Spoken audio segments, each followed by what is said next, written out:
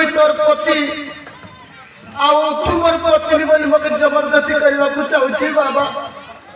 रे मूर्ख